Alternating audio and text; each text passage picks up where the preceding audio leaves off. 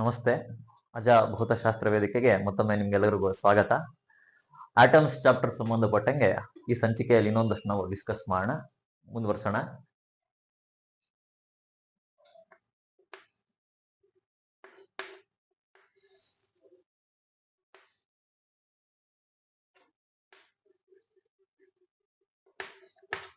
So ನಮ್ಗೆಲ್ಲ ಗೊತ್ತಿರೋಂಗೆ atom ಅಂದಾಗ ಮಧ್ಯದಲ್ಲಿ ಪಾಸಿಟಿವ್ ನ್ಯೂಕ್ಲಿಯಸ್ ಇರುತ್ತೆ, ಅದ್ರ ಸುತ್ತ ಎಲೆಕ್ಟ್ರಾನ್ ಹೋಗ್ತಿರುತ್ತೆ. ಇನ್ನು ನಮಗೆ ಸಿಲೆಬಸ್ ಅಲ್ಲಿ ಇರುವಂತದ್ದು ಆಟಮ್ಸ್ ಚಾಪ್ಟರ್ ಸಂಬಂಧಪಟ್ಟಂಗೆ ಹೈಡ್ರೋಜನ್ ಆಟಮ್ ಮತ್ತು ಹೈಡ್ರೋಜೆನಿಕ್ ಆಟಮ್. ಸೊ ಎಲ್ಲ ಹೈಡ್ರೋಜೆನಿಕ್ ಆಟಮ್ಗೆ ನ್ಯೂಕ್ಲಿಯಸ್ಸಿನ ಚಾರ್ಜ್ ಏನಾಗಿರುತ್ತೆ, Z/E. ಹೈಡ್ರೋಜೆನಿಕ್ ಆಟಮ್ ಅಂದಾಗ ಓನ್ಲಿ ಒನ್ ಸಿಂಗಲ್ ಎಲೆಕ್ಟ್ರಾನ್, ಅದರಿಂದ ಒಂದು ಎಲೆಕ್ಟ್ರಾನ್ ಸುತ್ತುತ್ತಿರುತ್ತೆ. For all circular motions there has to be centripetal force. So electron ಇಲ್ಲಿ ಸುತ್ತೊಳಿತಿರ್ಬೇಕಂದ್ರೆ ಅರೌಂಡ್ ದ ನ್ಯೂಕ್ಲಿಯಸ್ ಅದಕ್ಕೆ ಒಂದು ಸೆಂಟ್ರಿಪಿಟಲ್ ಫೋರ್ಸ್ ಇರಬೇಕು. ಸೊ ಇವಾಗ ಈ ಸೆಂಟ್ರಿಪಿಟಲ್ ಫೋರ್ಸ್ ಇದು ಬರೋದು ಯಾವ್ದ್ರಿಂದ, ರುದರ್ಫೋರ್ಡ್ ಪ್ರಕಾರ electrostatic force of attraction between positive nucleus and negative electron. ಇದನ್ನ ಉಪಯೋಗಿಸ್ಕೊಂಡು ಹಾಗೂ ಬೋರ್ಸ್ ಪಾಸ್ಟುಲೇಟ್ ಉಪಯೋಗಿಸ್ಕೊಂಡು ಇವತ್ತು ಹೈಡ್ರೋಜೆನಿಕ್ ಆಟಮ್ಸ್ಗೆ ರೇಡಿಯಸ್ ಇನ್ ಈಕ್ವೇಶನ್ ಏನ್ ಬರುತ್ತೆ ಅದನ್ನ ನೋಡೋಣ. ಸೆಂಟ್ರಿಪಿಟಲ್ ಫೋರ್ಸ್ ಏನು, mv²/r is equal to electrostatic force ಏನಾಗುತ್ತೆ 1/4πε0 q1 ಇಂಟು q2 Z/E ಆದ್ರಿಂದ Z² ಡಿವೈಡೆಡ್ ಬೈ ಇವೆರಡರ ಮಧ್ಯೆ ಡಿಸ್ಟೆನ್ಸ್ ರೇಡಿಯಸ್ r². ಸೊ ಇಲ್ಲಿ ಒಂದು r ಮತ್ತು ಇದು ಸ್ಕ್ವೇರ್ ತೆಗೆದ್ರೆ ನಮಗೆ ಸಿಗೋದು mv². ಈ r ಅನ್ನ ಮೇಲಕ್ಕೆ ಹಾಕೋಣ ಇಸ್ ಈಕ್ವಲ್ ಟು 1/4πε0 ZE². ಇದನ್ನ ಹಾಗೆ ಉಳಿಸ್ಕೋಣ. ಈಕ್ವೇಶನ್ 1. ಇನ್ನು ಬೋರ್ಸ್ ಪಾಸ್ಟುಲೇಟ್ ಏನ್ ಹೇಳುತ್ತೆ, ಕ್ವಾಂಟೈಸೇಷನ್ ರೂಲ್ ಪ್ರಕಾರ angular momentum of the electron is equal to integral multiple of h/2π.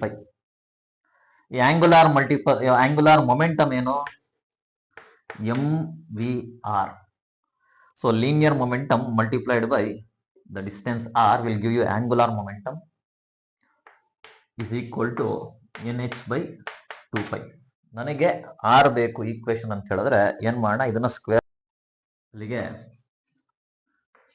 m² v² r² is equal to n² h²/4π². Equation 2. ಈ 2 ಅನ್ನ 1 ಇಂದ ಡಿವೈಡ್ ಮಾಡಿದ್ರೆ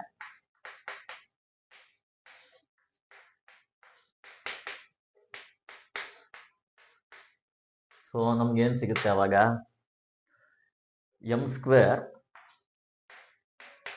v² r² divided by equation 1 mv² r is equal to, ಇದನ್ನ ಹಾಗೆ ಬರ್ಕೋಣ, n² h²/4π². Division ಅನ್ನ ನಾನು multiplication ಆಗಿ convert ಮಾಡ್ಕೊಂತೀನಿ. So is equal into 4πε0/ZE². So ಇಲ್ಲಿ ಸಿಂಪ್ಲಿಫೈ ಮಾಡೋಣ. 4 ಮತ್ತೆ 4 ಕ್ಯಾನ್ಸಲ್ ಆಗುತ್ತೆ, 5 ಮತ್ತೆ ಸ್ಕ್ವೇರ್ ಕ್ಯಾನ್ಸಲ್ ಆಗುತ್ತೆ, ಅಲ್ಲಿಗೆ ಬಾಕಿ ಉಳ್ಕೊಳ್ಳೋದು ನಮಗೆ. ಆಮೇಲೆ ಇಲ್ಲಿ ಸ್ಕ್ವೇರ್ ಮತ್ತೆ m ಕ್ಯಾನ್ಸಲ್ ಆಗುತ್ತೆ, v² ಕ್ಯಾನ್ಸಲ್ ಆಗುತ್ತೆ, r ಮತ್ತೆ ಇಲ್ಲಿ ಸ್ಕ್ವೇರ್ ಕ್ಯಾನ್ಸಲ್ ಆಗುತ್ತೆ. ಇನ್ನು ಬಾಕಿ ಉಳ್ಕೊಳ್ಳೋದು ರಿಅರೇಂಜಿಂಗ್. ಇಲ್ಲಿ m ಇಂಟು r ಇದೆ, r ಮಾತ್ರ ಉಳಿಸ್ಕೊಂತೀನಿ. r ಇಸ್ ಈಕ್ವಲ್ ಟು ಇಲ್ಲಿ n² h²/0 divided by ಇಲ್ಲೇನೇನಿದೆ πZE² ಜೊತೆಗೆ m ನನ್ನ ಲೆಫ್ಟ್ ಹ್ಯಾಂಡ್ ಸೈಡ್ ಇಂದ ರೈಟ್ ಹ್ಯಾಂಡ್ ಸೈಡ್ಗೆ ಹಾಕೊಂತೀನಿ, ಅಲ್ಲಿಗೆ πmZE². ನಮಗೆ ರೇಡಿಯಸ್ಸಿನ ಈಕ್ವೇಶನ್ ಸಿಕ್ತು. ಇದಕ್ಕೆ ಒಂದು ಸಬ್ಸ್ಕ್ರಿಪ್ಟ್ ಹಾಕೋಣ n. So the radius of nth orbit for hydrogenic atoms, ಇದು ಹೈಡ್ರೋಜೆನಿಕ್ ಆಟಮ್ಸ್ ಗಳಿಗೆ ಮಾತ್ರ, ಅಂದ್ರೆ ಸಿಂಗಲ್ ಎಲೆಕ್ಟ್ರಾನ್ ಇರುವಂತ ಆಟಮ್ಸ್ ಗಳಿಗೆ. ಅದಕ್ಕೆ equation n²h²ε0 by πm z² ಇದರಿಂದ ಇನ್ನು ಮುಂದಕ್ಕೆ ಇನ್ನೇನು ನೋಡ್ಬೋದು ನಾವು, ಇದಕ್ಕೊಂದು ಈಕ್ವೇಶನ್ 3 ಹಾಕೋಣ. ಇಲ್ಲಿ the radius of nth orbit is proportional to n² by z, proportional. So the radius of the nth orbit is directly proportional to n² and inversely proportional to z atomic number. ಜೊತೆಗೆ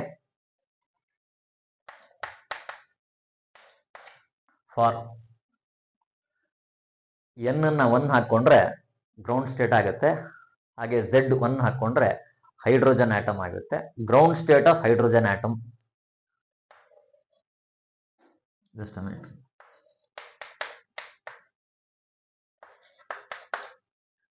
so n1 z1 ಹಾಕೊಂಡ್ರೆ ಅದು ground state of hydrogen atom. ಆ ಒಂದು ರೇಡಿಯಸ್ಗೆ ನಾವು ಹೇಳೋದು Bohr radius. So R1 is written as A0. Bohr radius ನ physics ಅಲ್ಲಿ ನಾವು A0 ಅಂತ ಹಾಕೊಂತೀವಿ. ಇದೇನ್ ಬರುತ್ತೆ ನೋಡೋಣ. So A0 is going to be equal to, ಇಲ್ಲಿ 1 ಮತ್ತೆ 1 ಹಾಕೊಂಡ್ಬಿಟ್ರೆ h²ε0 divided by πm e².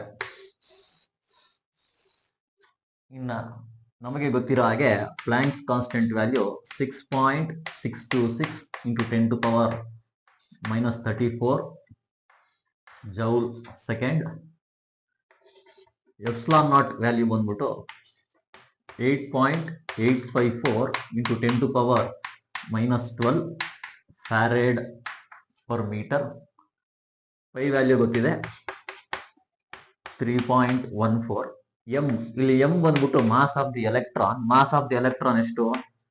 9.1 into 10⁻31 kg.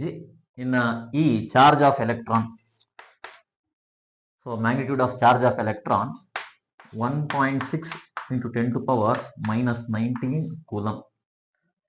ಇದಿಷ್ಟು ವ್ಯಾಲ್ಯೂಸ್ ಅನ್ನ ಇಲ್ಲಿ ಸಬ್ಸ್ಟಿಟ್ಯೂಟ್ ಮಾಡಿಕೊಂಡು ಇದು ಎಷ್ಟು ಬರುತ್ತೆ ವ್ಯಾಲ್ಯೂ ಅಂತ ನಾವೇನಾದ್ರೂ ಲೆಕ್ಕ ಹಾಕಿದ್ರೆ ನಮಗ್ ಸಿಗೋದು Bohr radius as equal to 0.53 angstroms. Physics ಅಲ್ಲಿ ಇದು one of the constants. Bohr radius ಎಷ್ಟು ಅಂದ್ರೆ 0.53 angstrom. Therefore final equation 3 ಏನಿದೆ ಅದನ್ನ ನಾನು ಬೇಕಾದ್ರೆ ರೀರೈಟ್ ಮಾಡಬಹುದು. ಏನಂತ ಬರೀಬಹುದು? Rn is going to be equal to A0 n² by z.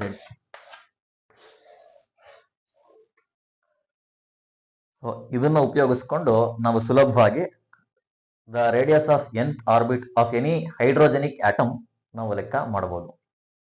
ಇನ್ನು ಮುಂದಕ್ಕೆ ಇದೇ ರೀತಿ ಎಲೆಕ್ಟ್ರಾನಿನ ಸ್ಪೀಡ್ ಏನು ಹಾಗೂ ಈ ಒಂದು ಆಟಮಿನ ಅಥವಾ ಎಲೆಕ್ಟ್ರಾನಿನ ಟೋಟಲ್ ಎನರ್ಜಿ ಏನು ಅದನ್ನು ಲೆಕ್ಕ ಮಾಡಿ. ಈಗ ಎಲೆಕ್ಟ್ರಾನಿನ ಎನರ್ಜಿ ಏನು ಅದನ್ನ ಲೆಕ್ಕ ಮಾಡ್ಕೊಳ್ಳೋಣ. ನೋಡಿ, whenever any object is under conservative field or conservative force field, it has potential energy. Electron ಓಡ್ತಿದೆ, ಅದರ ವೆಲಾಸಿಟಿ v ಹಾಕೊಂತೀನಿ. ಜೊತೆಗೆ it is bound to the nucleus under electrostatic force of attraction. ಆದ್ರಿಂದ ಎಲೆಕ್ಟ್ರಾನಿನ ಟೋಟಲ್ ಎನರ್ಜಿ ಏನು? Kinetic energy plus potential energy. So ಎಲೆಕ್ಟ್ರಾನ್ಗೆ ಚಲನೆಯಲ್ಲಿರೋದ್ರಿಂದ kinetic energy ಇದೆ, ಜೊತೆಗೆ ನ್ಯೂಕ್ಲಿಯಸ್ಗೆ ಬೌಂಡ್ ಆಗಿದೆ, ಆದ್ರಿಂದ ಅದನ್ನು ಬಿಟ್ಟು ಹೋಗಲ್ಲ, ಆದ್ರಿಂದ ಅದಕ್ಕೆ ಪೊಟೆನ್ಷಿಯಲ್ ಎನರ್ಜಿ ಕೂಡ ಇರುತ್ತೆ. ಇನ್ನ ಆಗ್ಲೇ ಬರ್ಕೊಂಡಂಗೆ ಕೈನೆಟಿಕ್ ಎನರ್ಜಿಗೆ ಫಾರ್ಮುಲಾ ಏನ್ ಬರುತ್ತೆ? ಇಲ್ಲಿ ಸೆಂಟ್ರಿಪಿಟಲ್ ಫೋರ್ಸ್ ಅನ್ನ ಎಲೆಕ್ಟ್ರೋಸ್ಟಾಟಿಕ್ ಫೀಲ್ಡ್ಗೆ ಅಥವಾ ಎಲೆಕ್ಟ್ರೋಸ್ಟಾಟಿಕ್ ಫೋರ್ಸ್ಗೆ ಈಕ್ವೇಟ್ ಮಾಡಿದ್ರೆ,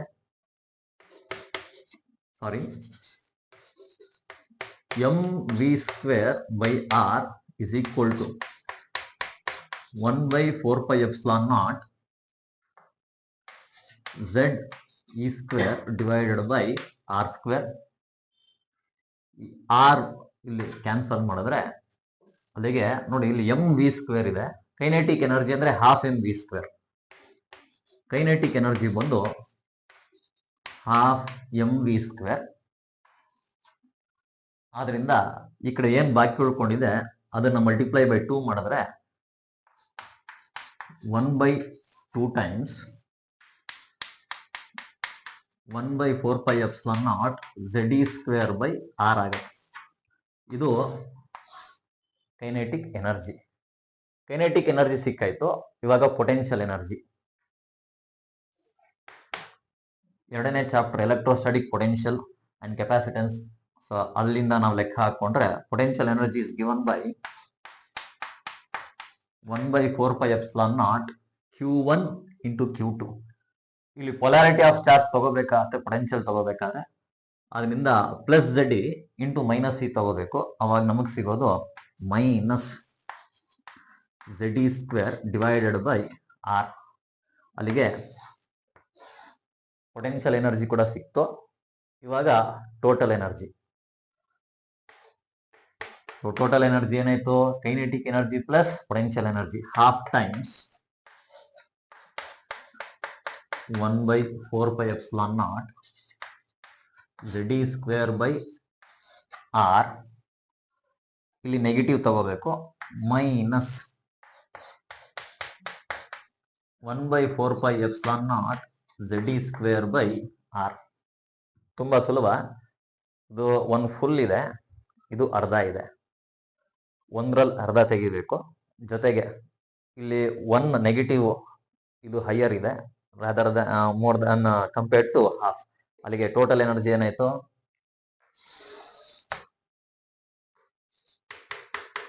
minus half times 1/4πε0 ZE square by R.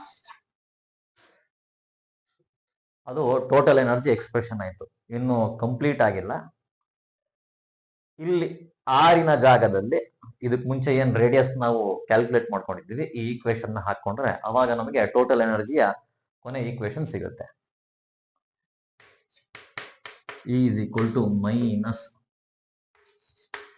ZE square divided by, ಇದನ್ನ ಮಲ್ಟಿಪ್ಲೈ ಮಾಡ್ತೀನಿ, 8 times pi epsilon naught. R ಜಾಗದಲ್ಲಿ ಇದನ್ನ ಹಾಕೊಂಡ್ರೆ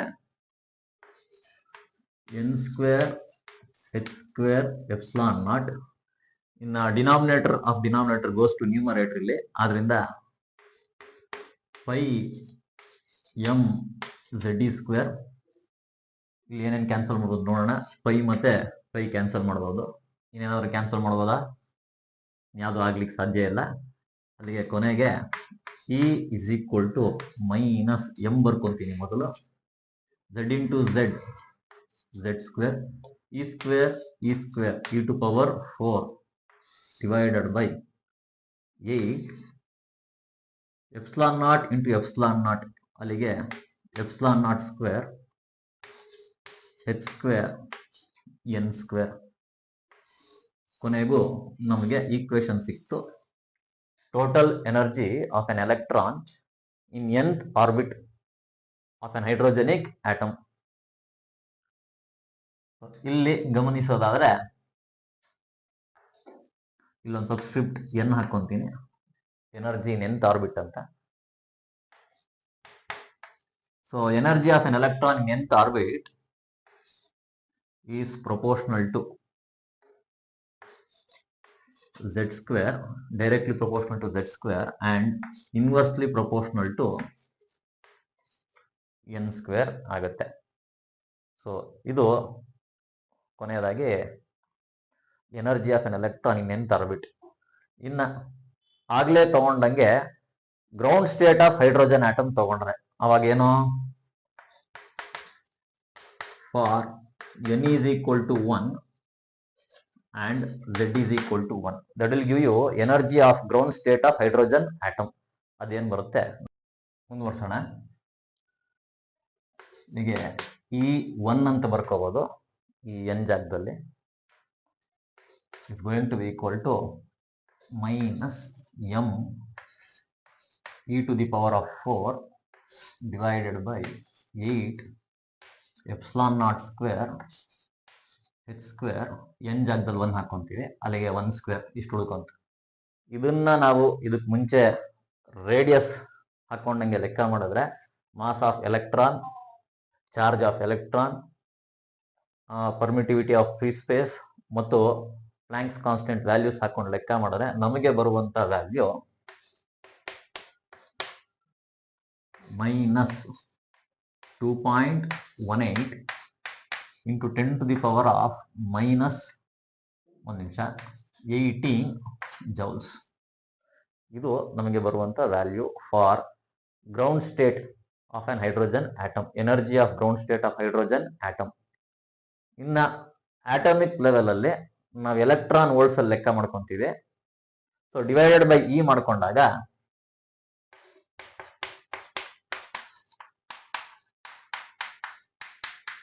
divided by E is 1.6 into 10 to power minus 19. ಅವಾಗ ನಮಗೆ the energy will be in electron volt.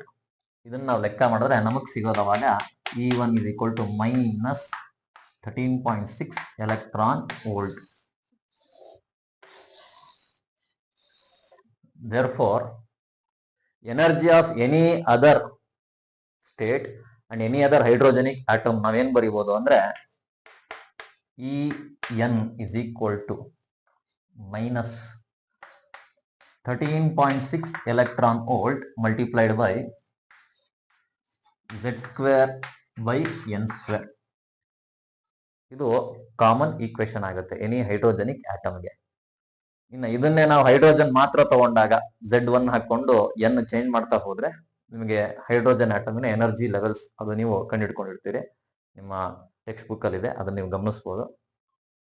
ಇದೇ ರೀತಿ ಇವಾಗ ವೆಲಾಸಿಟಿಗೆ ನೋಡೋಣ. ವೆಲಾಸಿಟಿಗೆ ಏನ್ ಬರುತ್ತೆ? ಇಲ್ಲಿವರೆಗೂ ರೇಡಿಯಸ್ ಮತ್ತು ಎನರ್ಜಿ ಆಯಿತು. ಇನ್ನು ಬಾಕಿ ಉಳಿದಿದ್ದು speed of the electron in nth orbit. So ಅದು ಹೇಗೆ ನೋಡೋಣ. ಈ ಸ್ಪೀಡ್ ಆಫ್ ದಿ ಎಲೆಕ್ಟ್ರಾನ್ ತುಂಬಾ ಸುಲಭ.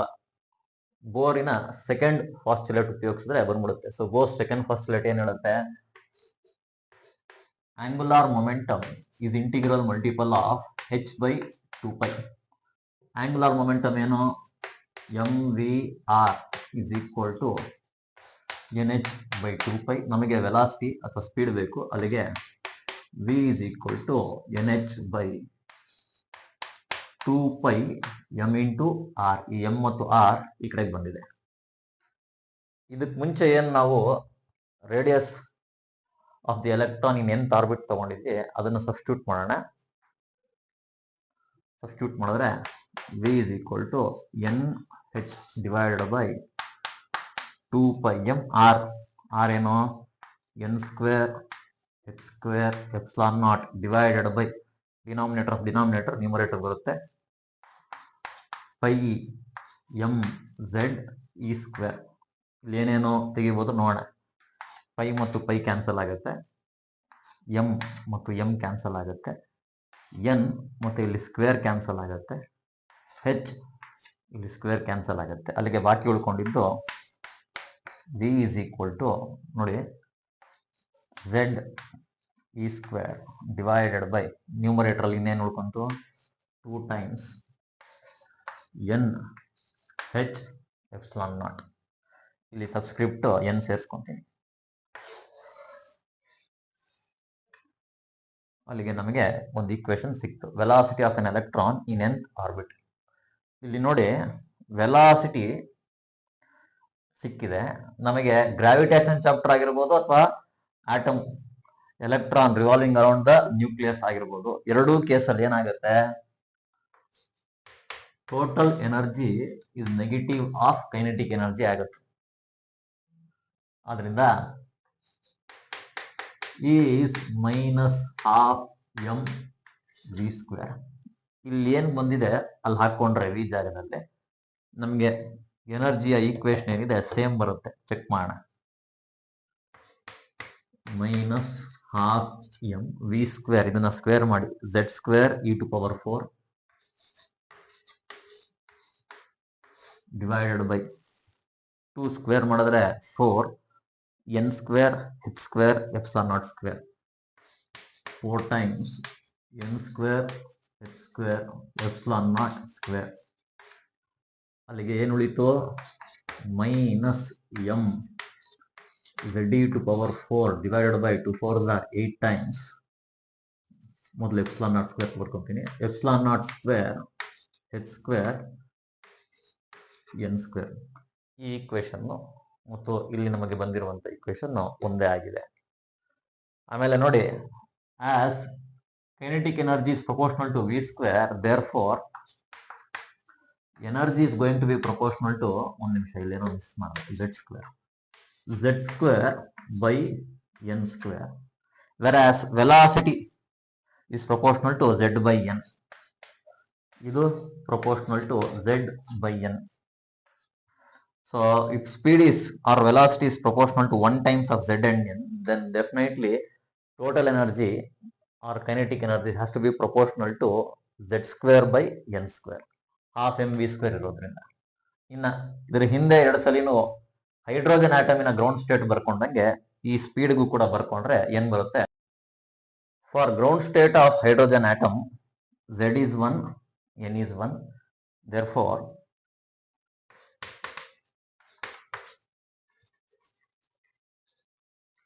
ಹೈಡ್ರೋಜನಿನ ಗ್ರೌಂಡ್ ಸ್ಟೇಟ್ ತಗೊಂಡ್ರೆ z1 ಆಗುತ್ತೆ, n1 ಆಗುತ್ತೆ. ಅಲ್ಲಿಗೆ ಬಾಕಿ ಉಳಿದಿದ್ದು ಅದನ್ನ ಗ್ರೌಂಡ್ ಸ್ಟೇಟ್ v0 ಹಾಕೊಂತೀನಿ. e square divided by 2h epsilon naught. e square divided by 2h epsilon naught. Charge of electron, Planck's constant ಮತ್ತು ಪರ್ಮಿಟಿವಿಟಿ ಆಫ್ ಫ್ರೀ ಸ್ಪೇಸಿನ ವ್ಯಾಲ್ಯೂಸ್ ಹಾಕೊಂಡ್ರೆ ನಮಗೆ ಸಿಗುವಂತ answer v0 is equal to 2.18 into 10 to the power of 6 meter per second. ಇದಕ್ಕೆ ಮುಂಚೆ energy of ground state of hydrogen joules ಅಲ್ಲಿ ನೀವು ಲೆಕ್ಕ ಮಾಡಿದ್ ನೆನಪಿದ್ರೆ ಅದೇನಿತ್ತು? E1 ಅಂತ ಬರ್ಕೊಂಡಿದ್ವಿ, ಅದು ಸೇಮ್ ವ್ಯಾಲ್ಯೂ ಅಂದ್ರೆ ನಂಬರ್ಸ್ ಏನಿದೆ ಸೇಮ್ ಬಂದಿತ್ತು 2.18. ಅಲ್ಲಿ ಕ್ಷಮಿಸಿ, ಇದೊಂದು ಮೈನಸ್ ಬರಬೇಕು, minus 2.18 into 10 to the power of minus 18 joules ಬಂದಿತ್ತು. So speed of the electron in ground state of hydrogen is 2.18. ಅದೇ ರೀತಿ energy of the electron in ground state of hydrogen ನೋಡಿದ್ರೆ ಈ ಮೊದಲಿನ ವ್ಯಾಲ್ಯೂಸ್ ಏನಿದೆ ಅದು ಸೇಮ್ ಬರುತ್ತೆ, minus 2.18 to 10 to the power of minus 18 joule. ಇನ್ನ ವೆಲಾಸಿಟಿ ಆಫ್ ಎನಿ ಹೈಡ್ರೋಜನಿಕ್ ಆಟಮ್ ಇದನ್ನು ಉಪಯೋಗಿಸ್ಕೊಂಡ್ ಹಂಗಿದ್ರೆ Vn can be return as 2.18 into 10 to the power of 6 meter per second into z by n. ಇಲ್ಲಿಗೆ radius, energy ಮತ್ತು velocity ಅಥವಾ speed of electron in nth orbit of hydrogenic atom ಮುಗ್ದಿದೆ.